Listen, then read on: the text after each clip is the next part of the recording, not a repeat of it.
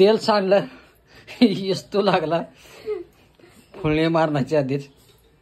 ढिगारा तेल सांडलं खाली सांगून ठेवलं नाही ठेवायच नाही का घ्यायला तुम्हाला कॅटली भरून होती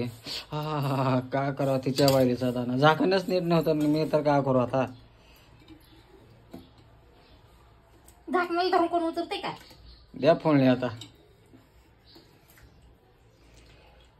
अशा पद्धतीने पिठला बनवला तुम्ही तर कॅटली पडली खाली आणि तेलाला इस्तो लागला आमच्या हो का एवढं तेल सांडलं कालच कॅटली भरलेली होती आज कंडाला सांडून डोकं फोडा डोसक्यात धोंडा घालून घ्यायची वखत असल्या झाल्यावर कधी नाही ते पिठलं करायला गेलो